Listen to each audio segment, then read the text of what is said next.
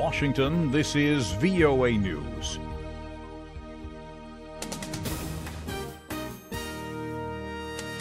I'm Christopher Cruz reporting. The U.S. and China said Sunday they have agreed not to impose tough new tariffs on each other's exports. Treasury Secretary Steven Mnuchin told Fox News that the world's two biggest economic powers, quote, have made very meaningful progress. We agreed on a framework to resolve trade issues. We're putting the trade war on hold. So right now we have agreed to put the tariffs on hold while we try to execute the framework. Mnuchin predicted a 35 to 40% increase in U.S. agricultural exports to China and a doubling of energy purchases over the next 3 to 5 years. Prosecutors in the southwestern state of Texas have charged a 17-year-old with murder.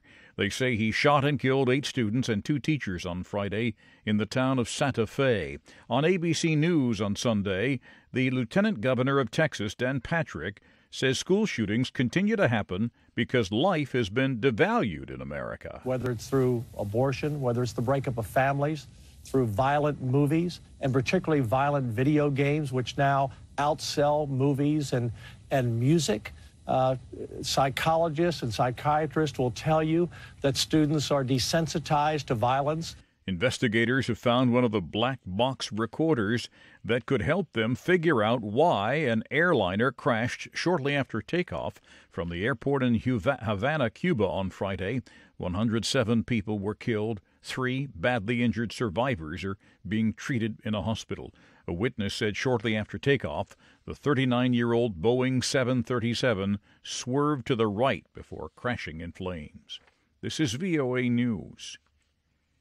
At least 22 people have been killed and others are still missing after heavy rains from tropical cyclone hit the Horn of Africa.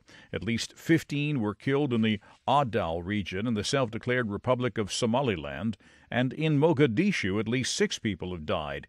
More than 300 homes are underwater in the city.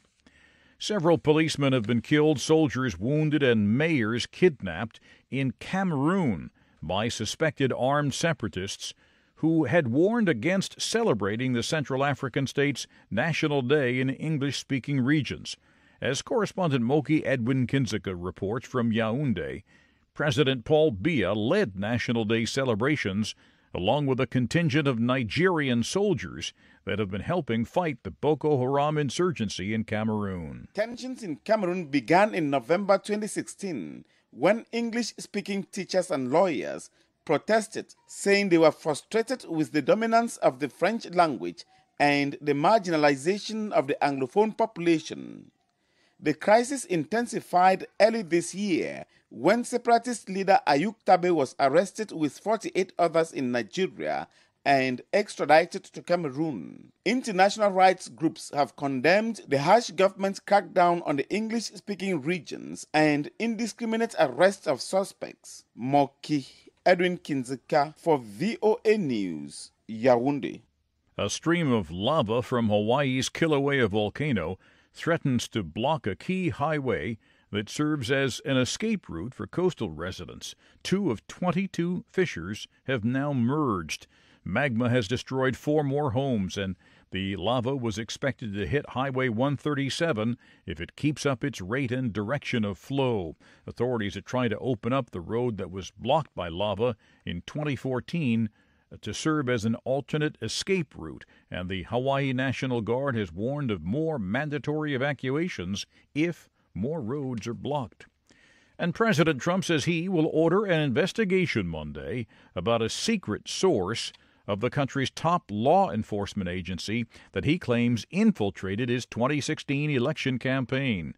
He tweeted Sunday from the White House, "I hereby demand and will do so officially tomorrow that the Department of Justice look into whether or not the FBI or DOJ infiltrated or surveilled the Trump campaign for political purposes."